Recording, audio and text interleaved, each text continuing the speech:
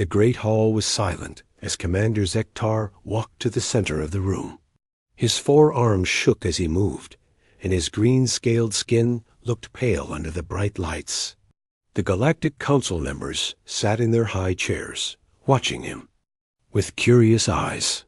They had never seen a Valerian warrior look so afraid.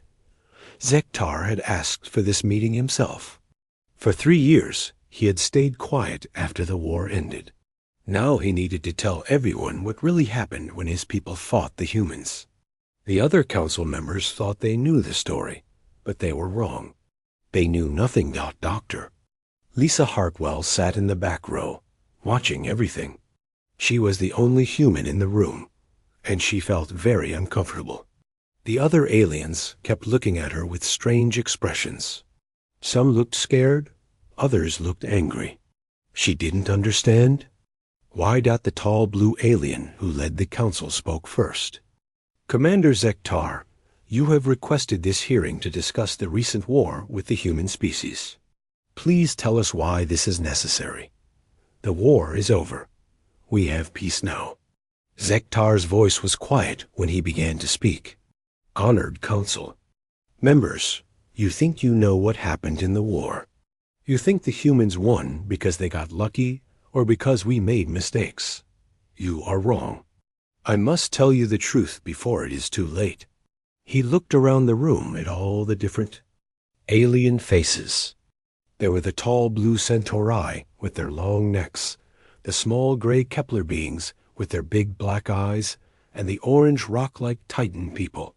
They all thought they understood war. They all thought they knew about fighting. But none of them had ever faced humans in battle. It started 5 years ago, Zektar continued. My fleet was patrolling near the Orion Nebula when we found human ships. They were small cargo vessels, nothing dangerous. Our sensors showed they only had basic weapons and old engines. We thought it would be easy. Dr. Hartwell remembered that day well.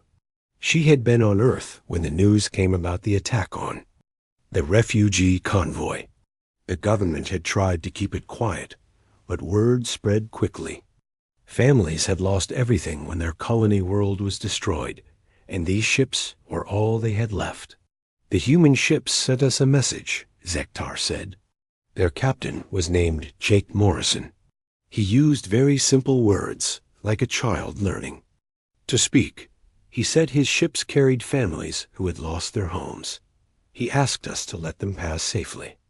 The Valerian commander's eyes grew distant as he remembered that day. We laughed at them. Their technology was so old, their weapons so weak. My officers made jokes about how easy it would be to capture them. We thought humans were just another primitive species that had barely learned to fly between stars. One of the Centauri council members leaned forward. Commander, we know the humans had limited technology at that time. How did they defeat your superior forces? Zektar was quiet for a long moment. When he spoke again, his voice was even softer. That is what I need to explain. We didn't understand what we were really fighting. He began to pace back and forth, his forearms moving as he talked. I ordered my ships to prepare boarding parties. Standard procedure for dealing with inferior species. We would take their ships, examine their technology, and decide what to do with the survivors. Dr. Hartwell felt sick as she listened. She knew what happened next, but hearing it from the alien commander made it feel more real. Captain Morrison sent one final message before we attacked, Zektar continued. He said something that I didn't understand at the time. He said, "Tell your families you love them." I thought it was just fear talking. I thought he was being weak. The room was completely silent now. Even the council members who usually whispered to each other during meetings were paying attention. Our first boarding pod attached to the human ship without any problems. 20 of my best soldiers went inside, expecting to find scared civilians hiding in corners. Instead, they found something we had never seen before. Zektar stopped pacing and looked directly at Dr. Hartwell. The humans were ready for us, not with weapons or traps, but with something much more dangerous. They were ready to die. He turned back to face the council. The first thing that happened was an explosion. A young human woman, an engineer named Amy Carter, had filled the cargo bay with explosives. She waited until our soldiers were inside. Then she set them off. She killed herself and 20 of my warriors in one moment. Several council members gasped. The Kepler delegate, who came from a species that avoided all violence, looked shocked. She committed suicide just to kill your soldiers? That's what I thought at first, Zektar replied. But I was wrong. She didn't kill herself. She sacrificed herself. There is a big difference. Dr. Hartwell wiped tears from her eyes. Amy Carter had been 23 years old, fresh out of engineering school. She had volunteered for the refugee convoy to help families escape the destroyed colony. When the attack came, she made a choice that saved hundreds of lives. After the explosion, my remaining soldiers pushed deeper into the ship. Zektar continued. They found more humans, but these people didn't fight like any warriors we had ever seen. They used everything as a weapon. Tools, furniture, even parts. Of the ship itself. The Valerian commander's voice grew stronger as he described the battle. There was a human named Ben Rodriguez, a maintenance worker. He changed the ship's air system into a weapon.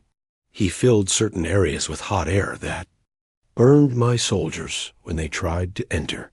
He died doing it, but he stopped our advance for 30 minutes. 30 minutes doesn't seem like very long, said one of the Titan delegates. Zektar looked at the rock-like alien with something like pity. 30 minutes was enough for the other human ships to move their most vulnerable people to safety. Every second mattered to them. He began describing other humans he had encountered that day. There was Maria Santos, a teacher who used her knowledge of chemistry to make poison gas from cleaning supplies. There was old George Murphy, a retired soldier who turned the ship's communication system into a weapon that damaged Valerian equipment. The strangest thing was the children, Zektar said quietly. We found a 10-year-old boy named Danny Phillips hiding in a small space. He was holding pictures of his family. When my soldier tried to capture him, the boy activated a grenade. The silence in the room was complete now. Dr. Hartwell was crying openly, but she didn't care who saw her. A child chose to die rather than be taken prisoner, Zektar continued. He looked my soldier in the eyes and made that choice. We had never seen anything like it. The Blue Centauri leader spoke in a shaky voice. Commander, are you saying that? Human children are trained as soldiers? No, Zektar replied firmly. That's what makes this so terrible. These were not soldiers. They were just people. Teachers, engineers, children, grandparents. Normal people who became something else when they had to protect each other. He paused and looked around the room again. By the time the battle was over, my boarding force had lost 60% of their number. These primitive humans had destroyed most of my elite warriors, using nothing but determination and love for their families. Dr. Hartwell stood up slowly. Commander Zektar, may I ask you something? The Valerian nodded. Double quotes. Did Captain Norrison's ship escape? Zektar's expression changed to something that might have been respect. Yes, Dr. Hartwell. While my soldiers were fighting and dying on the first ship, Captain Norrison used that time to get away. He saved 300 people that day.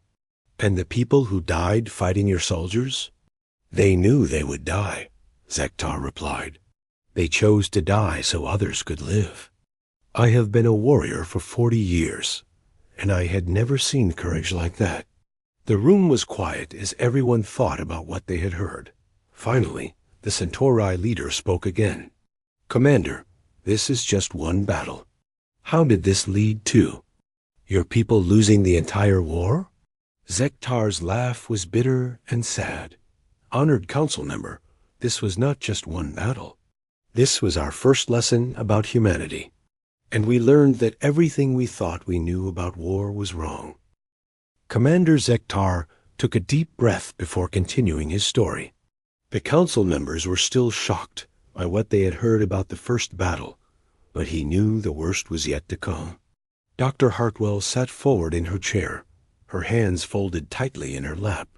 After the refugee convoy incident, my superiors were not happy with me, Akhtar said. They said I was making excuses for losing so many soldiers to a primitive species. High Command ordered me to hunt down more human ships and show them what Valerian power could do. The Valerian commander's 4 arms moved restlessly as he spoke. 3 weeks later, we found another group of human vessels near the Kepler system. This time we were ready. I brought twice as many ships and 3 times as many soldiers. We would not be caught off guard again. One of the small gray Kepler delegates raised a thin hand. What kind of ships did the humans have this time? Mixed types, Zektar replied. Some were cargo haulers, others were small passenger ships. There was even an old mining vessel that looked like it should have been scrapped years ago. None of them had serious weapons. Our scanners showed they were no threat to us. Dr. Hartwell knew which battle he was talking about now. The second battle of Kepler had been fought over the evacuation of the mining colony on Kepler 7. Her brother had been on one of those ships. We approached them carefully this time, Zektar continued. No rushing in, no assumptions. We surrounded them completely, so none could escape. Then we demanded their surrender. The Titan delegate, whose rocky face showed no expression, asked, "Did they surrender?" Zektar's laugh was bitter. They sent us a message. The fleet commander was a woman named Captain Susan Blake. She was maybe 50 years old. Gray hair, looked like somebody's grandmother. She told us they were evacuating sick children from the colony hospital. Sick children? The Centauri leader looked confused. Why would they risk a battle over sick children? That's what I asked myself, Zektar said. Captain Blake explained that the children had a disease that could only be treated on Earth. Without treatment, they would die within weeks. She asked us to let them pass. Dr. Hartwell remembered Captain Blake. She had been a civilian transport pilot who volunteered for the evacuation mission. She had 3 grandchildren of her own back on Earth. I offered Captain Blake a deal, Zektar continued. If she surrendered her ships peacefully, we would arrange for medical care for the children. The Valerian Empire has good doctors. We could help them. That seems reasonable, said the Kepler delegate. Captain Blake thanked me for the offer. Zektar said, then she told me something I will never forget. She said, Commander, you don't understand. These aren't just sick children. They're our children, and we're taking them home. The room was quiet as Zektar paused to collect his thoughts. When he spoke again, his voice was softer. What happened next changed everything I thought I knew. About warfare, Captain Blake's ships didn't run or hide. They attacked us. Several council members looked shocked. The Centauri leader spoke for all of them. Attacked?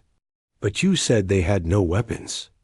They didn't have military weapons, Zektar corrected. But humans can turn anything into a weapon. The old mining ship was the first to move. Its captain, a man named Pete Jackson, used his mining laser to cut through the hull of one of my cruisers. A mining laser. We never thought of it as a weapon. Dr. Hartwell smiled sadly. Pete Jackson had been a miner for 30 years. He knew how to use his equipment better than anyone. Then the cargo ships started ramming us, Zektar continued. Not random crashes, but calculated attacks. They would accelerate directly at our ships, timing their impact to cause maximum damage. The pilots died, but they took our vessels with them. The Titan delegate, whose people were known for their logical thinking, asked, how many of your ships did they destroy this way? 4, Zektar admitted. 4 of my ships destroyed by cargo haulers and transport vessels. My officers couldn't believe it. These humans were committing suicide just to damage us. But why? Asked the Kepler delegate. Why throw away their lives?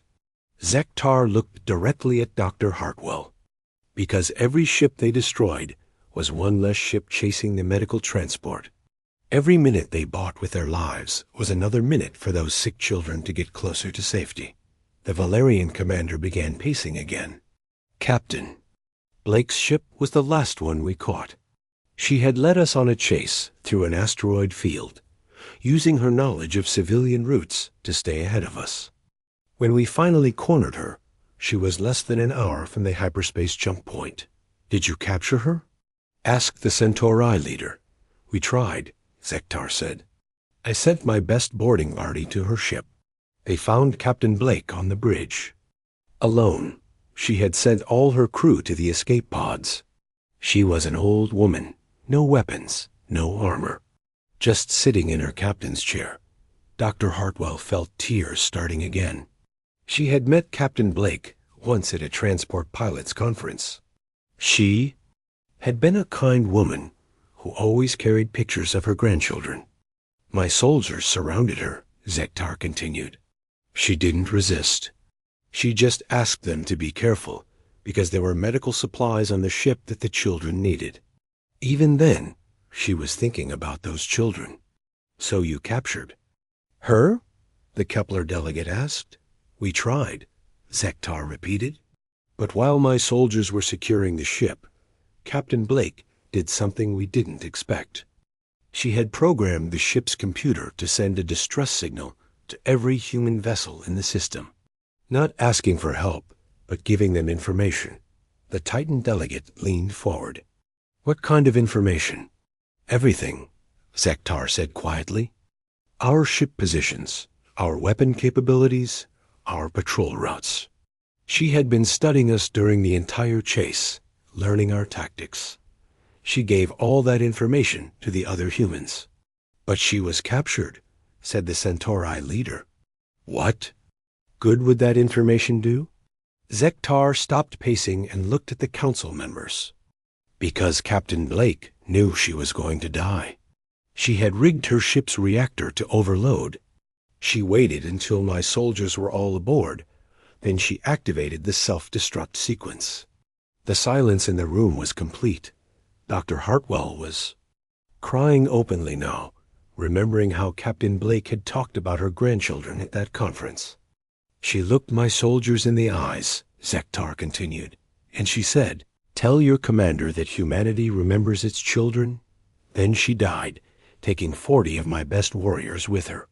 The Kepler delegate's voice was barely a whisper.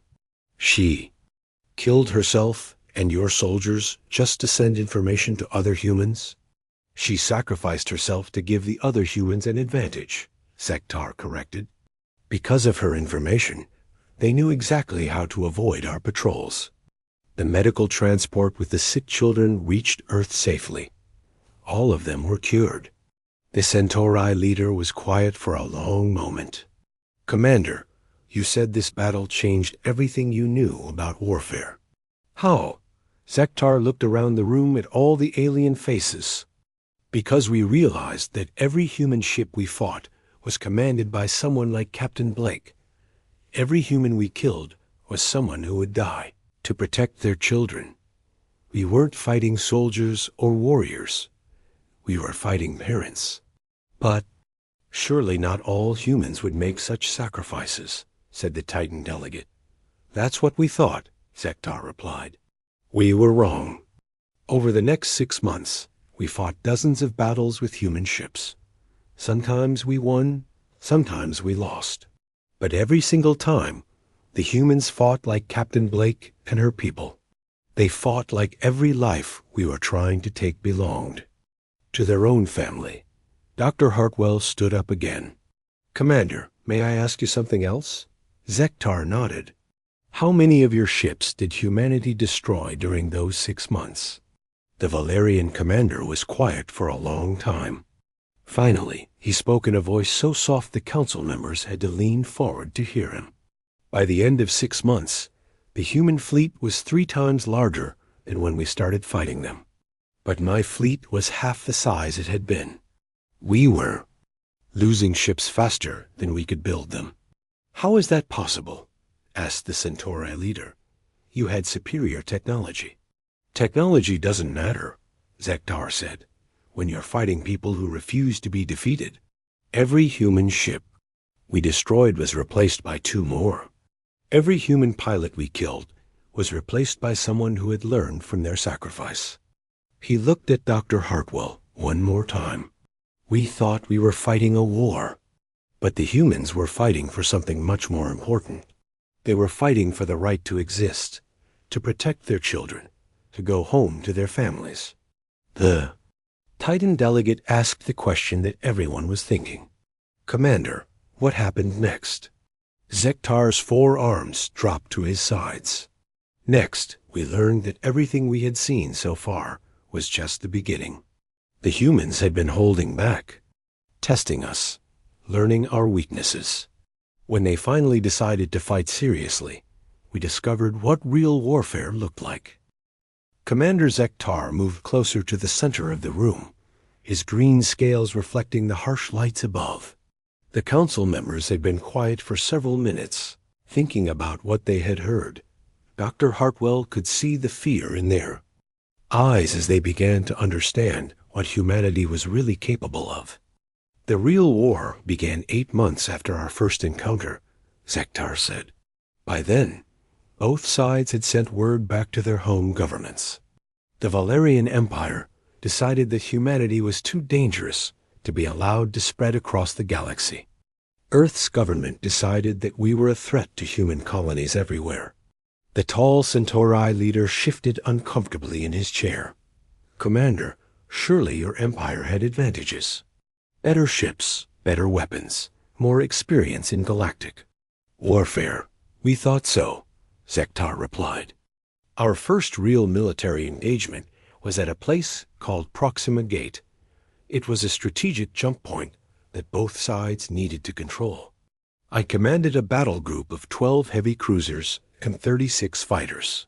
The humans sent 8 destroyers, and some support ships. Dr. Hartwell knew this battle well.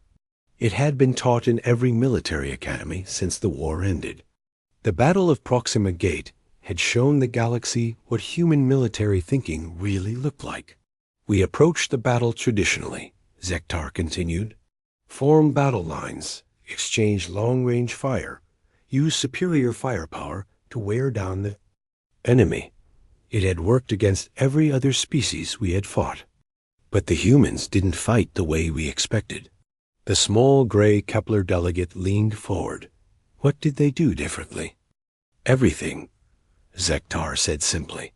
"Their commander was a man named Rick Barnes. He was young for a captain, maybe 35 years old. When the battle started, he did something no military commander had ever done before. He ordered his ships to charge directly at us." Several council members gasped. The Titan delegate, whose people were known for logical military thinking, looked confused. "That's suicide. Small ships cannot survive a direct attack against larger vessels." "That's what we thought," Zektar agreed. But Captain Barnes wasn't trying to win a traditional battle. He was trying to do something else entirely. As his ships came at us, we fired everything we had. We destroyed 4 of his destroyers in the first few minutes. Then how did he win?" asked the Centauri leader. Zektar was quiet for a moment. Captain Barnes's ship, a destroyer called the Defiant, had taken heavy damage.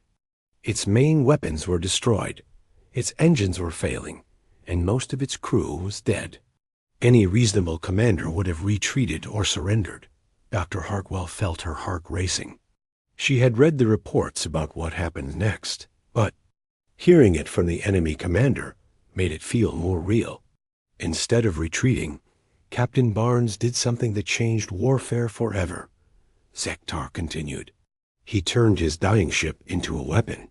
He ordered maximum engine power and aimed directly at our flagship. "He rammed your ship?" The Kepler delegate sounded shocked.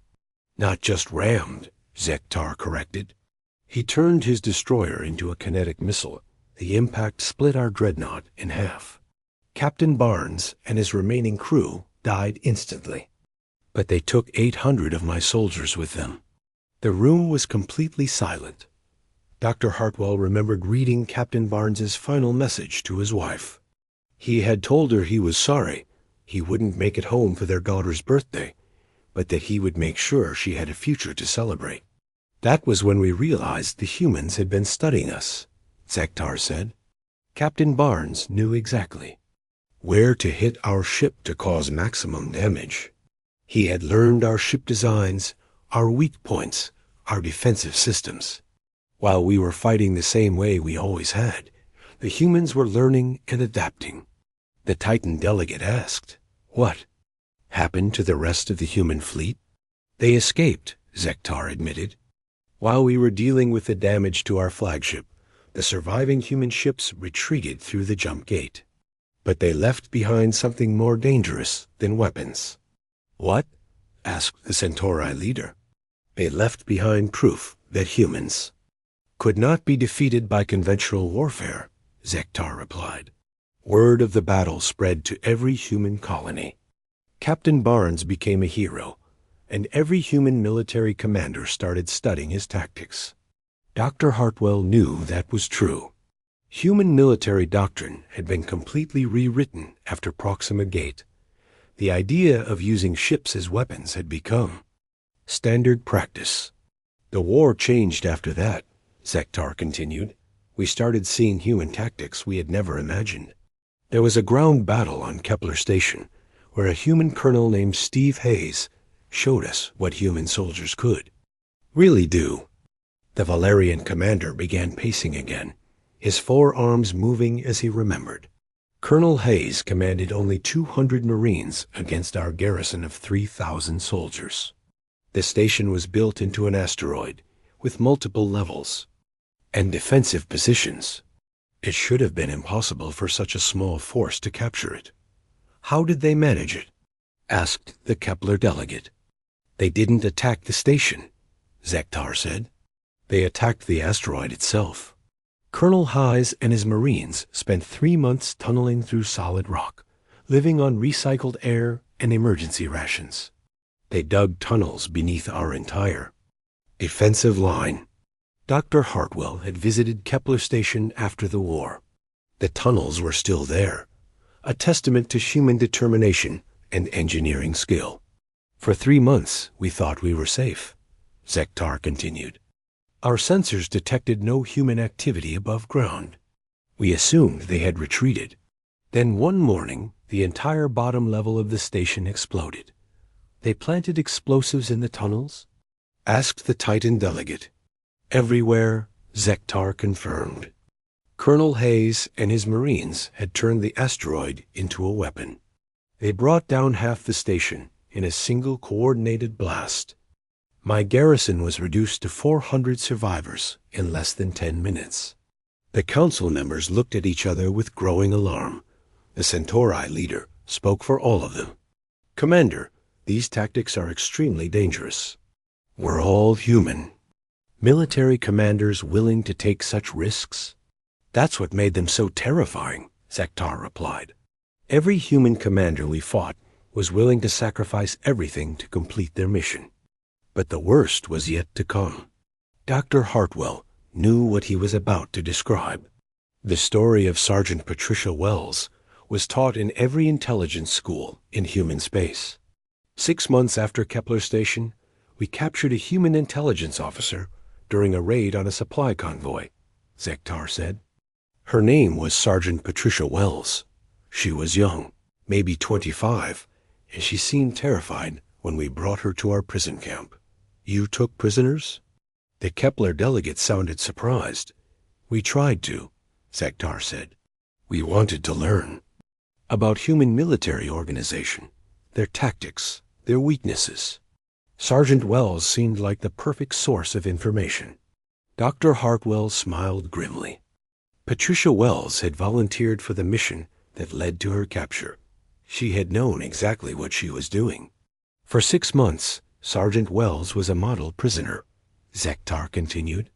She answered our questions, provided information about human military structure, and even appeared in propaganda broadcasts telling other humans that resistance was useless. She cooperated? The Centauri leader looked confused. We thought she did, Zektar replied. But Sergeant Wells was playing a much deeper game than we realized. While she was answering our questions, she was also studying us. Every guard rotation, every security procedure, every communication protocol. She was gathering intelligence. The Valerian commander stopped pacing and looked directly at the council members. Then one day, during a prisoner transfer, she escaped. Not just escaped, but disappeared completely. Our search teams found no trace of her. Where did she go? Ask the Titan delegate. Back to the human fleet, Zektar said. And she took with her 6 months of detailed intelligence about Valerian military operations. Guard schedules, communication codes, ship movements, supply routes. Everything. Dr. Hartwell felt proud of Patricia Wells, even though she had never met her. The sergeant had endured 6 months of imprisonment, playing the role of a broken prisoner, while secretly gathering the information that would turn the tide of the war. The intelligence Sergeant Wells provided allowed the humans to strike at targets we thought were completely secure, Zektar continued. Supply convoys began disappearing. Command posts were hit by precise attacks. Our entire communication network was compromised. But how did one prisoner gather so much information? Ask the Kepler delegate. Zektar's expression was grim. Because Sergeant Wells had volunteered to be captured. She had sacrificed 6 months of her life, enduring imprisonment and interrogation, all to gather intelligence that would save human lives. The room was quiet as the council members absorbed this information. Finally, the Centauri leader spoke. Commander, you're describing military tactics that require incredible sacrifice and planning. How many humans were willing to make such sacrifices? Zektar looked at Dr. Hartwell, then back at the council. All of them. Every single human we encountered was willing to sacrifice everything for their cause. They didn't fight for glory or conquest. They fought for survival, for their families, for their future. Commander Zektar walked to the center of the room one final time. His forearms hung at his sides, and his green scales had lost their shine under the bright lights. The council members watched him with fearful eyes, waiting to hear about the battle that had ended the war.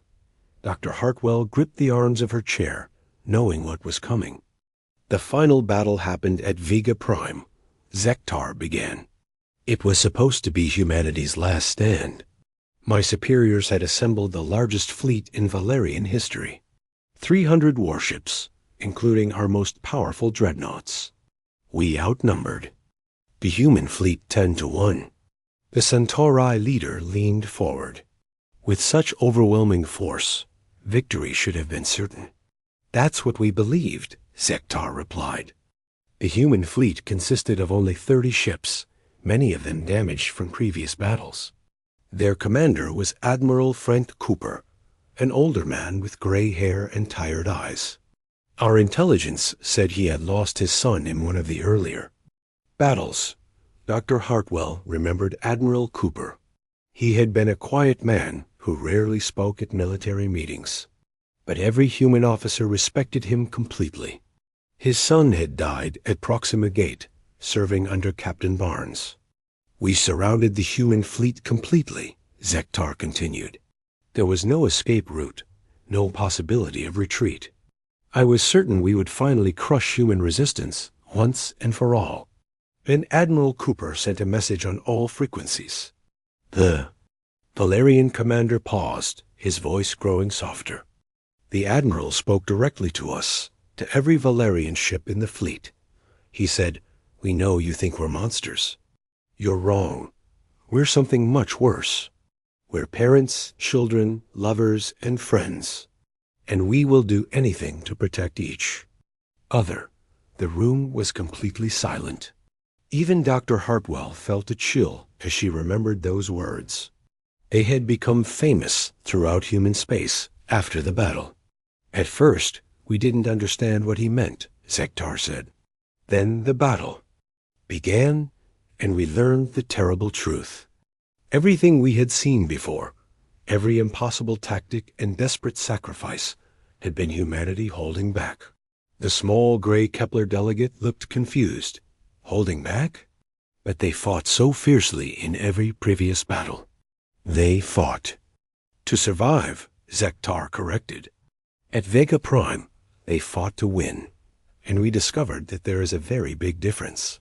The Valerian commander began pacing again, but slower now, as if the memories were too heavy to carry. The first thing we noticed was how the human ships moved. In every previous battle, they had flown cautiously, avoiding unnecessary risks. But at Vega Prime, they moved like nothing we had ever seen. "What do you mean?" asked the Titan delegate. "They were pulling maneuvers that should have killed their crews," Zektar explained. "Sharp turns at impossible speeds, sudden stops that would crush most living beings. We learned later that human bodies can survive forces that would destroy other species. They had been flying their ships at only a fraction of their real capabilities." Dr. Hartwell knew about human G-force tolerance. It was one of humanity's hidden advantages in space combat. Human pilots could survive acceleration that would kill most aliens. Captain Nick Thompson led a squadron of human fighters in an attack. "On our main battle group," Zektar continued, "his pilots flew through the explosions of their own weapons, using the blast waves to change direction. They bombed our ships by flying through fire and debris that should have destroyed them."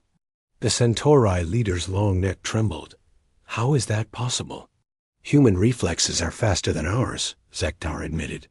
"Their reaction time is shorter. Their coordination is better. But more importantly, they were willing to risk everything because they knew this was their final chance." The Valerian commander stopped pacing and faced the council directly. Then we discovered something even more terrifying. The humans had been preparing for this battle for months. They knew exactly how many ships we would bring, exactly where we would position them, exactly what tactics we would use. "How could they know that?" asked the Kepler delegate. "Because they had been studying us since the war began," Zektar replied. "Every battle, every encounter, every captured communication. They had learned our patterns, our weaknesses, our standard procedures. While we fought the same way we always had, they were preparing for war against the entire Valerian Empire." Dr. Hartwell felt a surge of pride. Human intelligence services had worked for 2 years to understand Valerian military doctrine. Every sacrifice, every death, had provided information that led to this moment. The battle turned when Lieutenant Sarah Brooks led a boarding action against our command ship, Zektar said. Her Marines fought in zero atmosphere for 3 hours, using their superior endurance to outlast our defenders. Most species need environmental suits for extended operations in vacuum. Humans can survive much longer. 3 hours without air? The Titan delegates sounded shocked. Human physiology is adapted for survival in harsh conditions, Zektar explained. They evolved on a dangerous world, and their bodies reflect that. They can fight longer, endure more pain, and survive conditions that would kill most of us. The Valerian commander's voice grew even quieter. But the worst discovery came when we tried to retreat. We found that the humans had been preparing for more than just this battle. They had been preparing for war against the entire galaxy. The council members looked at each other with growing alarm. Dr. Hartwell felt uncomfortable as all eyes turned toward her. Lieutenant Brooks captured our command computers intact, Zektar continued.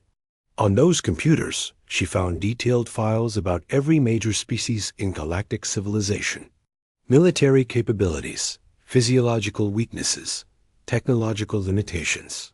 The humans had been gathering intelligence on everyone. Everyone? The Centauri leader's voice was barely a whisper. Everyone, Zektar confirmed. They had files on the Centauri, the Kepler people, the Titans, even species they had never met. They called it the Phoenix Protocols. Dr. Hartwell knew about the Phoenix Protocols, though she had never seen the classified documents. Human military. Planners had developed strategies for fighting every known alien civilization, just in case. The protocols contained detailed plans for asymmetric warfare against each species, Zektar said. How to exploit Centauri dependence on technology. How to use Kepler pacifism against them. How to survive Titan logical thinking. They had been preparing for a war against the entire galaxy. The room was completely silent now. The council members looked terrified as they realized what this meant. At that moment, we understood that we were not fighting just another species, Zektar continued. We were fighting a people who had looked at the galaxy and decided that if they could not find peace, they would be ready for any war that came. But surely they could not defeat all of us, said the Titan delegate, though his voice lacked conviction. Perhaps not, Zektar replied. But they could make victory so costly that it would destroy galactic civilization. The humans were not planning to conquer the galaxy. They were planning to make sure that if they fell, they would take their enemies with them. Dr. Hartwell stood up slowly. The truth was finally coming out, and she could see the fear in every alien face. Commander. Zektar, she said quietly, what happened when your superiors learned about the Phoenix Protocols? The Valerian commander looked at her with something that might have been respect. They ordered an immediate ceasefire. Within a week, peace negotiations had begun. The war was over. Because you were afraid of us, Dr. Hartwell stated. No. Zektar corrected her. Because we finally understood what we were really fighting. We thought humans were just another species trying to expand into space. We were wrong. He looked around the room at all the council members. The brutal truth about humans is not that they are monsters or warriors or conquerors. The truth is that they are a species that loves so fiercely they will burn down the universe before they let it be taken from them. Zektar's final words echoed in the silent chamber. We did not lose a war to humanity. We discovered that in a galaxy full of civilizations that had forgotten what they were fighting for, we had encountered the one species that never forgot what they were fighting to protect. The hearing ended with those words. As the council members filed out in shocked silence, Dr. Hartwell remained in her seat, thinking about what the galaxy had learned about her people. They had feared humanity's capacity for violence. Now they would have to live with something far more dangerous. The knowledge that humans would do anything to protect the ones they loved. The war was over, but the legend of humanity was just beginning.